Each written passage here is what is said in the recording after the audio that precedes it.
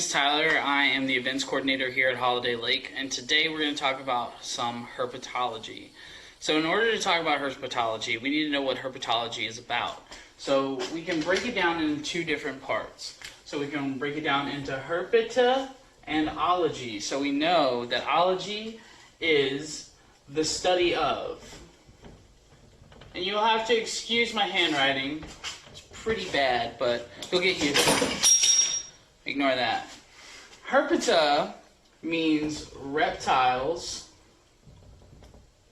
and there's one more part, amphibians.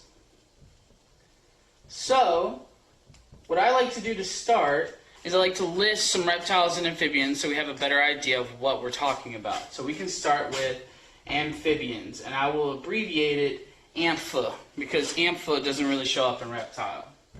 So some examples of amphibians that we want to talk about are going to be frogs, ugly frogs, also known as toads, and then we also have salamanders.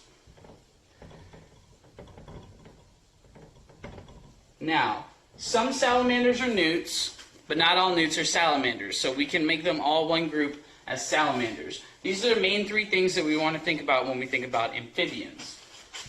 Now, when we have reptiles, which I will abbreviate REPT, we're thinking about things like snakes. We're also thinking about turtles. We're thinking about big reptiles like alligators and crocodiles. We're also thinking about things like lizards.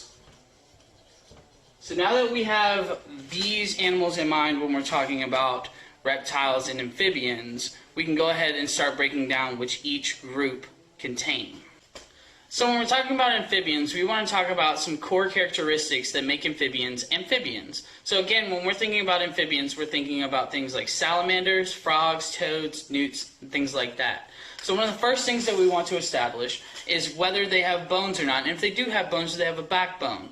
Well, in fact, if you think about how a frog moves, it would have to have a backbone in order to jump and move around the way it does. So when an animal has a backbone, it's called a vertebrate. So now we know that amphibians are all vertebrates. Another core characteristic we want to think about is whether amphibians are cold-blooded or warm-blooded. And the difference between warm-blooded and cold-blooded is if an animal or organism can make its own body heat and regulate its body temperature. We, as mammals, are warm-blooded. That means that we can regulate our body temperature. We can regulate our heat. And the way we do that is we take the food that we consume, we take that food and turn it into heat. We take chemical energy and turn it into thermal energy. Now, things that are cold-blooded don't have those characteristics. They don't have the ability to make their own heat. So in order to regulate their body temperature, if they want to warm up, they go out in the sun, or they bask on a rock that was out in the sun, say if the sun is down but the rock is still warm. And if they want to cool down, they do what we do. They go in the shade, or sometimes they even go into the water. So we know that amphibians are cold-blooded. This is another key characteristic that we want to think about when we're thinking about amphibians. Now, we also want to think about how they procreate. So how do amphibians make more amphibians? Do they give live birth or do they lay eggs?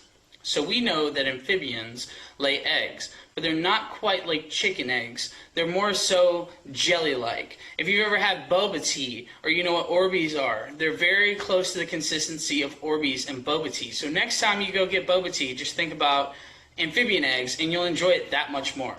So we can go ahead and we know that amphibians lay eggs, but they're not like chicken eggs. That's the biggest thing that we want to take away from, is they lay eggs, and they are jelly-like. Awesome. So another thing we want to think about is the skin. What is the skin of an amphibian like? Is it scaly? Is it dry? Not often do you find a scaly and dry amphibian. Now you might think about a toad as dry, but it still doesn't have scales. So when we think about frogs, we think about a smooth, most of the time moist skin. So that is a characteristic that a lot of amphibians share, is that they have smooth, moist skin.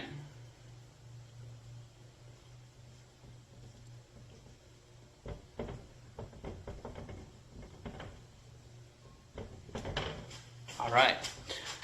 So another thing that we want to think about when we're thinking about amphibians is where they live. Where can you find amphibians? And so when we think about the word amphibious, which is a derivative of amphibian, it's all in the same family. Amphibians and things that are amphibious are found on land and water, which makes a lot of sense because you can find frogs in the water or you can find them on land.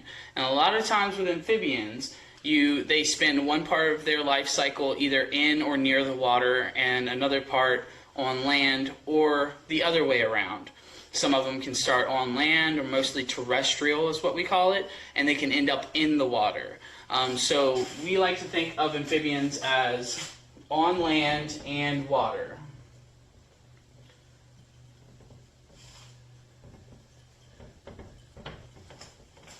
And so the last point that we want to bring up is we want to think about living things need to breathe. They need to bring oxygen into their systems. So we want to think about how amphibians breathe. So a lot of amphibians start their life cycles as small tadpoles or little nymphs or things like that, small things that end up transforming into the adult. A lot of times what you will find as these things, like tadpoles, live completely underwater, they have gills. That's how they breathe. They breathe almost like fish. But as they get older, they end up developing their lungs and they breathe air with lungs.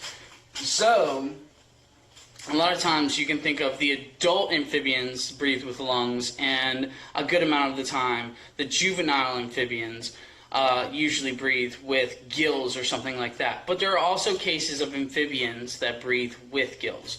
So that's the last thing that we want to think about, is they have lungs and or gills at different stages of their life. And or gills. So as a review of amphibians, they are vertebrates, meaning they have backbones. They are cold-blooded, which means they can't regulate their body temperature. They lay eggs, which are jelly-like. They're not like chicken eggs. They have smooth, moist skin, which they don't shed. They keep it. They grow with it. And you can find them on land and water. And they also have lungs and or gills, depending on which life cycle or which stage of their life that they're at. So now we can talk about reptiles, which is one of my favorite parts of herpetology because we've got so many cool examples to show you. So with reptiles, we want to start outlining some of those characteristics like we talked about before with the amphibians. So the first thing we want to talk about is bone structure. Do reptiles have bones? So we can think about turtles. Turtles are one of the great examples to get you into the rest of the reptiles. So with turtles have bones. We know they have bones because they have legs. They walk around, okay? In order to walk around, you kind of need legs. All right, so we know that turtles have bones, but do turtles have backbones? That is the real question. And we know that turtles have backbones because turtles are connected to their shells. They have complete control over their shells. And the way we know that is because turtles have backbones that are connected to their shells. So we can see here that this is a backbone connected directly to the turtle shell, which actually makes a lot of sense. Because have you ever seen a turtle in real life, not in Over the Hedge or any other cartoon? Have you ever seen a turtle outside of its shell? No, it's because they are directly connected to their shell. It's a very important part of their body. So now we know that reptiles have backbones, which makes them vertebrates. Now let's think about their skin. When we think about reptiles, again, we're thinking about turtles, lizards, snakes, things like that. We think of scales. We think of dry skin, and that's pretty much what you're going to find with reptiles. Now with snakes and lizards and things like that, we know that they shed. And we have great examples like this. This right here is a snake skin that has been shed. And the reason the reptiles shed their skin is so that they can grow. They don't grow with their skin like we do, or how amphibians do. they shed the outer layer of skin so they can grow. But when you think to yourself, well, turtles are reptiles, right? Do turtles shed? Well, yes, they do shed, and I'll show you how. So here, in this bag, I've got what we call scutes. Scutes are sections off of a turtle shell that they pop off in order to grow the shell more, because, you know, big turtles don't start as big turtles. They have to grow, right? So they pop off these little bitty pieces of their shell, and they grow just like any other reptile would. So now we know that reptiles have dry skin that sheds.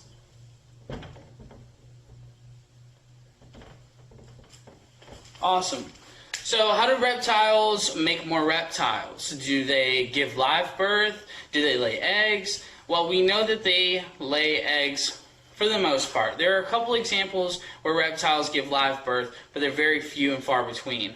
The majority of reptiles lay eggs, but they're not quite like chicken eggs, and they're not quite like amphibian eggs. They're more leathery, they're resilient, and the reason they do that is so that they can withstand being packed together, because reptiles often lay a lot of eggs together, and they're bouncing off of each other and things like that. So we know that reptiles lay eggs, and they are leathery. Awesome. So the next thing that we want to talk about is how reptiles breathe. So how do reptiles breathe? Have you ever seen a snake with gills? Probably not. Most reptiles have two lungs, one functional lung and one what we call a vestigial lung. This vestigial lung isn't as functional as the actual primary respiratory lung, which means how they breathe. So reptiles in general have lungs. You think about turtles. Turtles have to come up to the water, come up to the surface of the water if they're in the water to breathe, right? We think about lizards. Lizards live out on land most of the time. That means that they breathe air. So we know that reptiles have lungs. So the last thing that we want to talk about is whether reptiles are warm-blooded or cold-blooded. Now, we know that reptiles are cold-blooded, again meaning that they cannot regulate their body temperature. They cannot create their own heat. That's why you see a lot of times in the cooler evenings, you will see a snake on the road, is because that road has trapped that heat from the sun during the day, and it is absorbing that heat from the road. This means that it's cold-blooded. It's trying to raise its body temperature. And a lot of times on a really hot day, you won't find reptiles out in the sun. You'll find them in the shade. They're trying to cool off. So now we know that reptiles are cold-blooded.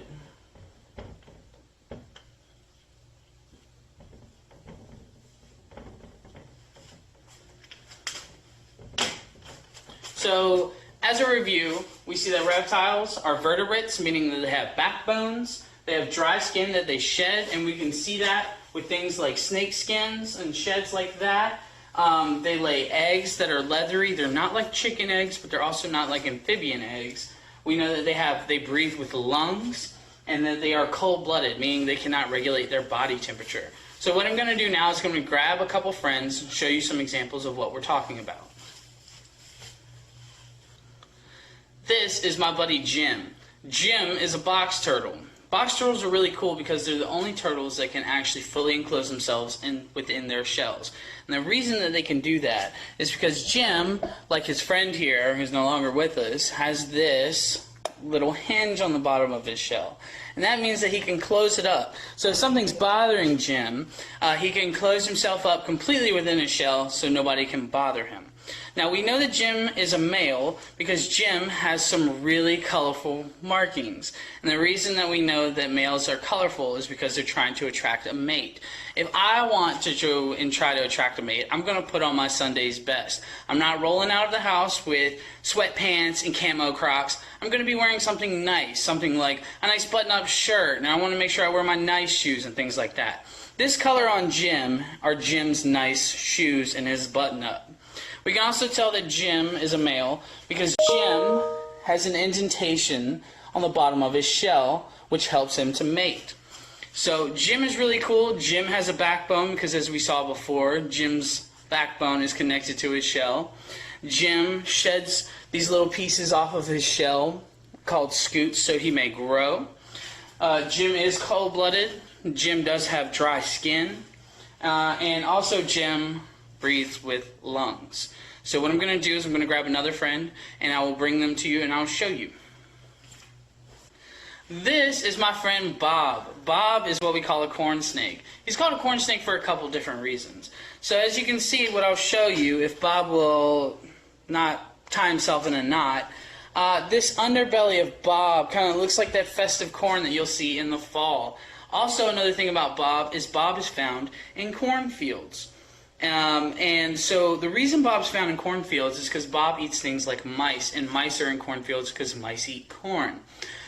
So mice eat corn, Bob eat mice, farmer likes Bob. So if a farmer finds Bob in his field, he's not going to be upset because he knows Bob is helping out. Bob is also a reptile, and Bob, since he's a reptile, is a vertebrate, meaning he has a backbone.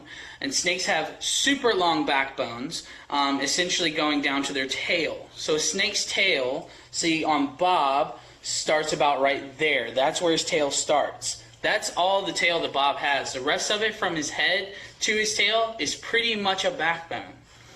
So Bob has a backbone. That's how he can move the way that he does. Bob is cold-blooded, so he likes to be warm. That's why he likes to kind of find the warm places. If you hold a snake, they might try to gravitate towards your armpits if they're a little cold, things like that. Bob is also, he breathes with a lung, with his regular lung, and then he has that vestigial lung. And then Bob is also found on land. He has dry skin that he sheds, because we've seen the snake sheds. So Bob is a really, really cool dude, because he's got some really cool color. And one thing that we want to talk about when we talk about snakes is how they eat. Snakes, typically they eat their prey whole. And the way that Bob does that is that he has a two-hinged jaw. A lot of people think that snakes dislocate their jaw in order to open up and eat their prey, but they actually have two hinges that move on two different levels to open up as far as possible. So Bob will eat his prey whole, and then he will poop it out. Reptiles poop just like we do, except for girls. Girls don't poop, that's a fact. But Bob has what we call a cloaca. And so in the cloaca, that is where, if Bob were a girl, he would lay his eggs. That's where Bob reproduces, and it's also where Bob gets rid of his waste. Which is super cool about reptiles is they have an all-purpose orifice that gets the job done. Another thing that you'll see with Bob is he's got this little smelly flicker, his tongue. He's always sticking his tongue out. And the reason that Bob does that is because he's smelling. That's how snakes smell. They don't smell with their nose. So Bob is sticking his tongue out, and his tongue is forked. It has two little ends to it. And the reason it's forked is so Bob can smell which direction things are. If he smells something that he really likes, he'll know which way to go from that. So Bob's really cool, and when we think about reptiles, we want to think about all of these characteristics, whether it be a snake, or an alligator, or a turtle, or a lizard, anything like that. All of these core characteristics are going to apply to your reptiles. So in review, when we talk about reptiles and amphibians, we want to think about the characteristics that they share. Things like they're both vertebrates, they both lay eggs, they're both cold-blooded. But remember, they also have differences. Things like their eggs are different. Remember, amphibian eggs are jelly-like, and reptile eggs are leathery. Also, you can find that reptiles have dry skin that they shed, but amphibians have smooth, moist skin that they keep for their whole life, so they grow with.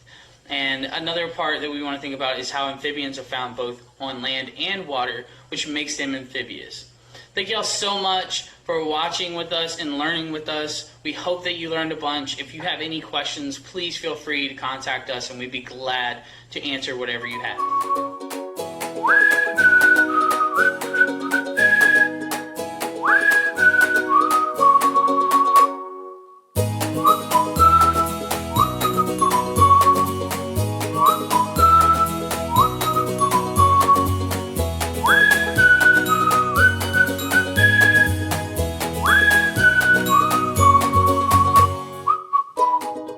Hi, my name is Anne, and I'd like to make a snake with you today.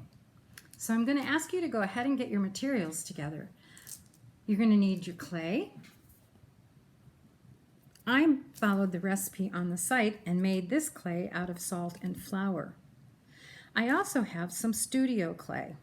Let's see, there we go. For our video today, I think I'm going to go ahead and work with our Play-Doh. So I'll put the studio clay aside.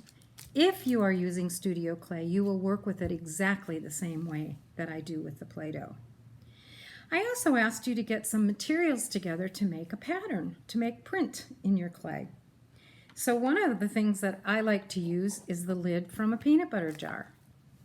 You can see the ridges on the lid make a neat pattern. I also chose a toothpick.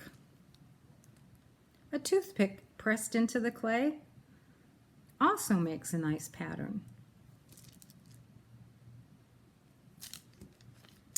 I chose the bag from some produce. We're going to put it on a piece of white so you can see it a little bit better, because I love the pattern that's in this bag. I think that looks like a snakeskin. And we can put that on our ball. And I also have a small glass so that I can roll my pattern into my clay if I need to. Unfortunately, I don't think you can see this pattern very well, but if you're doing it at home, you will be able to see it. And lastly, I have a fork, because a fork presses into the clay pretty nicely. And if we do it opposites, we can get some nice diamond patterns out of the fork. So those are the 4 things that I chose as my pattern today.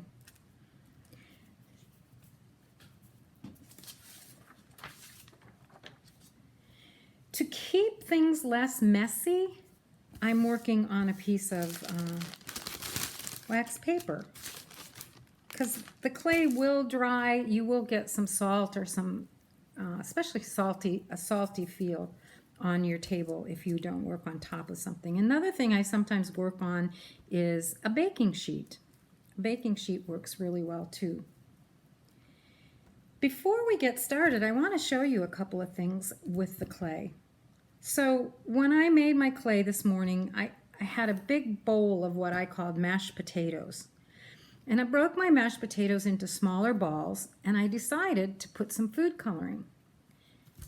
I put green in the middle of this ball, and I squeezed and squished and really, really worked hard to make this ball entirely green. I like this one a lot.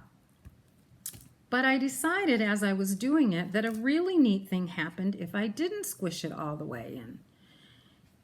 So I took another small ball and I put some blue in the middle of it. And you can see that if you don't squeeze all of the blue into the clay, that you get a marble, kind of a marble effect. Now, if I keep squeezing this, it will get more and more and more blue. But I decided if I leave it like this,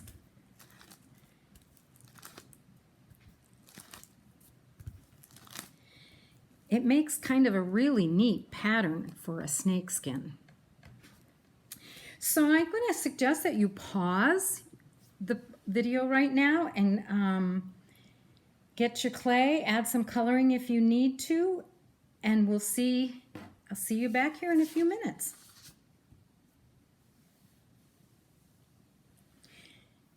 Now that your clay is ready to go, let's make a snake. I like to start with a ball of clay that fits in my hand. So my hand is a little bigger than yours. Your ball of clay will probably be a little bit smaller than mine. This is actually a good size ball of clay to work with. I think you probably know that if you start with a big ball of clay, you can make a big snake. So the size of your ball of clay is going to determine how big your snake gets.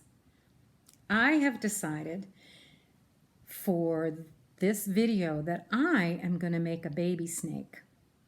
And before I do that, I want to show you something. The other night we had a bit of rain and I had a visitor on my porch. This is my visitor. I think he wanted to get out of the rain, so he just crawled up and sat there. And I wanted you to notice a couple things about this visitor. I'm looking at, well, I'm not going to be able to do there we go. His tail is much, much smaller than his head. And he kind of curled up on the railing, but he also had his head sort of sticking out at me. And we watched each other for a while. He never jumped out at me, and I never jumped out at him. But I watched him long enough to see a little tongue come out. I don't think that you're going to be able to see that in this picture.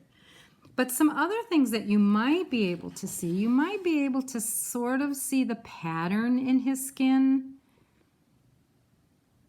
And I don't know if you can tell whether he's long, short, fat, but I'm going to show you when he decided it was time to leave what he did.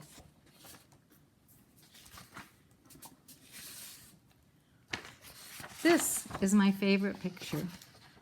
I love the way he decided to weave himself through the rungs on the railing as he left. He wound himself through all of the rungs. And as I look at this picture, I can tell that he is a pretty long snake. Because if he stretches out those body parts that are curved around the railing, he's going to be considerably longer. So, for our purposes, I'm going to make a baby snake. And in that picture, we saw a couple of things. We saw that it was long. We saw that the head was a little bit bigger than the tail. And we saw that he had a pattern. So the way that I start is we're going to have our ball of clay, and I always like to roll my ball of clay in my hand or on my paper, just to make sure the clay is ready to be worked with. The next thing I do when I'm making a snake is I roll it in the palms of my hand to make a log. And I'm going to see if I can lift this just a tad. There we go. It's better. So I'm making a log just in the palm of my hand. And this is where I'm going to start making my snake.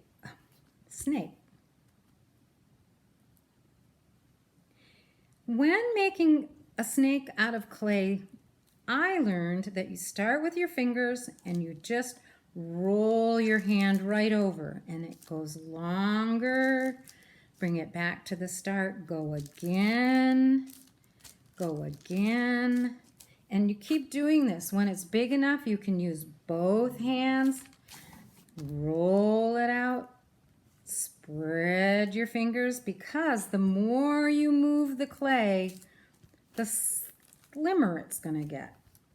The smaller it's going to get. Now, to make a snake is going to take a few minutes. And if you want to, you may go ahead and pause the video so that you can take all the time that you need to roll your snake out. And while you're rolling, be thinking about a couple of things. If you roll him too thin, he will be fragile. If you leave him too big, nothing's really going to happen. He's just not going to be very long, and that's okay. So roll. You can roll him back and forth, but I always rub my hand, slowly but surely, across the entire log. Do you notice how much longer my log is now? And I use the palm of my hand as well as my fingers. So this guy is not quite as thin as I would like him to be, but I don't think I'm going to have time in this video to take too much time. So let's take a look at this and pretend that he's really long.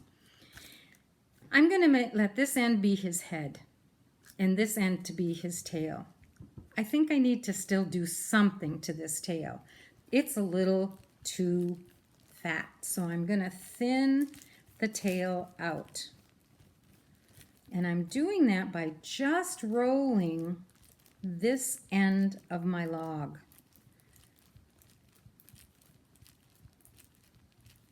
So now I have a tail. The head does have, sometimes it's a little bit chunkier than the body. So I'm going to leave it just a little bit chunkier than the body. And with my fingers, I'm going to just shape it a little bit so it has a little bit more of the shape of what a snake's head looks like. Now, I do not have any materials with me to make a tongue, but I do think it'll be really fun. I'm going to pretend to put a little tongue in my snake when the time comes.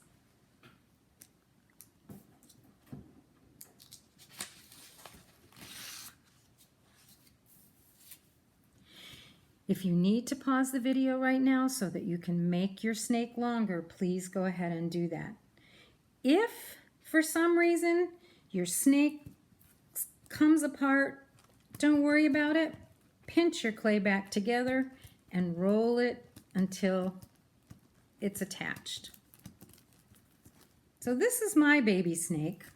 I don't know whether you got giant snakes or baby snakes. The thing that I think is missing is a pattern. So I have to decide which of the patterns I want to try to use. So when I was planning for this project, I went ahead and got some pictures off of the internet of some snakes that we have here in Virginia.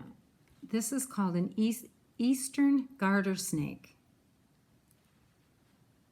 Take a good look at him. What kinds of things are you noticing? I bet we all notice that he's really a long snake. Look at where his tail is. Way over here.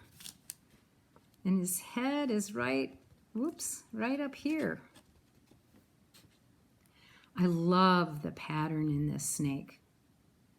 I see the lines that go the length of his body. I see the detail in the patterns on his back. I see that he has an eye, or I'm sure he has two eyes. So here are some things for you to be thinking about as you put a pattern on your snake. Here's another one. This fellow is called, I'm going to fold this so we can see it better, a red corn snake. And it's really neat to see the patterns on this one. So there's a pattern on top of a pattern. The skin has a pattern in it, but there's also a pattern of color. Let's see, where is he? I'm going to pull it back a little bit. Oh, there's his tail, and there's his head. And again, he looks kind of long. The other thing I'm looking at is how he's sort of curled up there. Because when I finish making my snake, I'm going to have to curl him up or do something with him. Wrap him around the railing, curl him up. And the last one that I made a picture of is the black garden snake. And again, look at that really neat pattern. Pattern on pattern on pattern. I see color in under his, on the underside is a different color than it is on top. I don't know if we can see his eyes. Where is his tail? Wow, he's a pretty long fellow. There's his tail, way over there. He looks like he's crawling away. He looks a lot like the snake that was on my porch. I think my porch snake was a black rat snake. So those are some things to think about as you're making your pattern. I decided when I practiced, actually, let's do it here. Let's make some patterns on these little pieces so that you can see what things kind of look like. So I'm going to do my peanut butter lid, and I'm going to do it so it's diagonal. See what I mean? I didn't go straight up and down. I went across it. Now I'm going to reverse that. Oh, that's the same. There we go. And go back over it. And look what I have now. Are you able to see that? Let's try that on a white piece.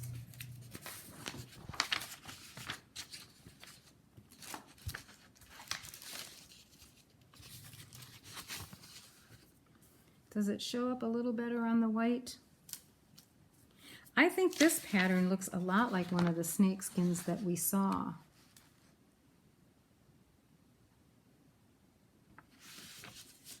Another pattern I wanted to try was my toothpick. But I think I lost my toothpick when I made it a tongue. I'll have to grab another one in a minute. So let's go ahead and try the mesh bag. I love this mesh pattern. I think I want it to go that way. And I'm going to use my glass to gently press it into the clay. And hopefully when you do that, you will also see the pattern there.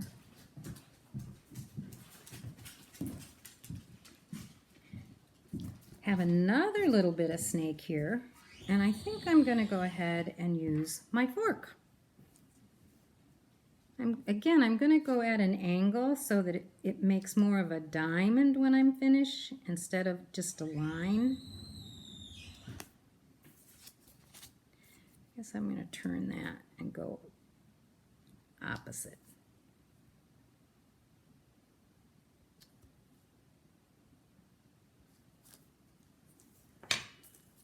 There we go. That turned out to be a pretty neat pattern.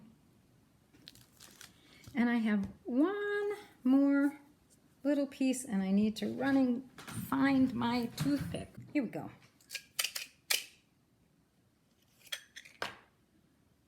I kind of like making, this one is good because you can really push it into the clay.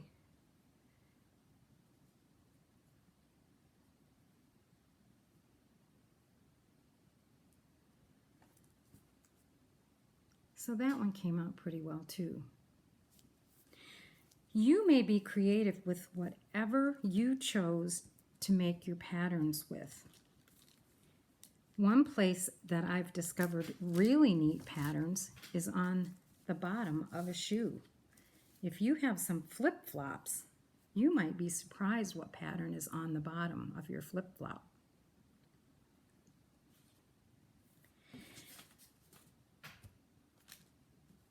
Which one of these am I going to put on my snake, I wonder? I think maybe I'm going to choose this one.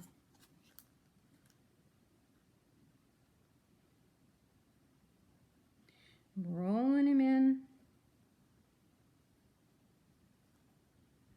And then I want to go opposite so that I get that crisscross pattern, that diamond shape pattern.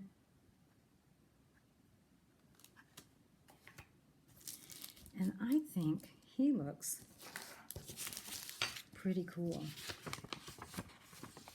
The only thing I will still do is give him a tongue. And maybe I need to give him a name. I decided I should name the snake that was on my front porch Storm, because it was a stormy night, and I think that Storm came onto my porch to get out of the rain. I hope you liked making a snake with me today.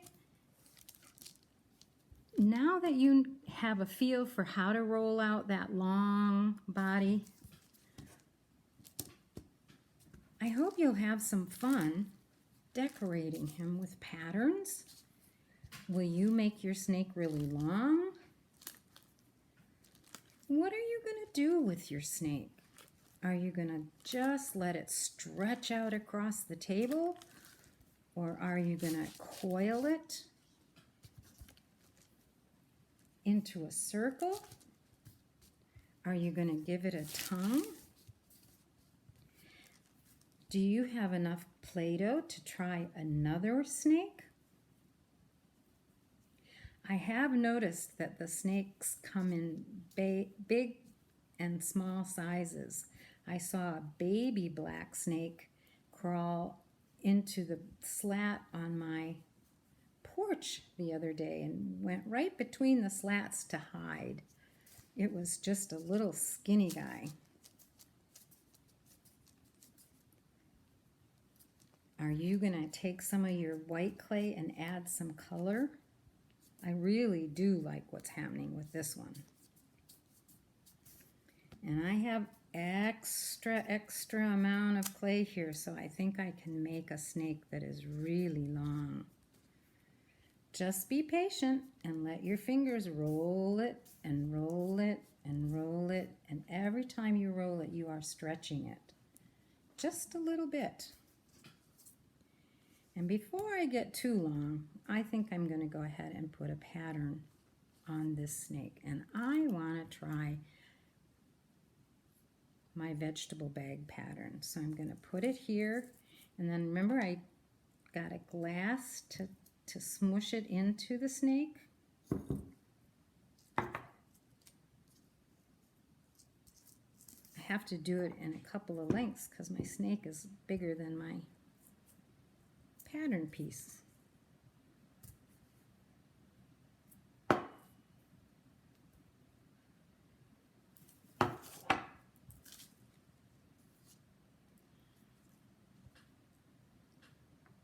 I hope you can see the pattern on him. He has a pattern of color and he has a pattern of the print. And I think I'm going to coil this guy. I think I'm going to let him sit in a coil to say goodbye to you. I hope you'll have fun making some more snakes of your own and watching the snake video that Tyler made. Thanks so much for having fun with me today. Continued good snake making. Bye-bye.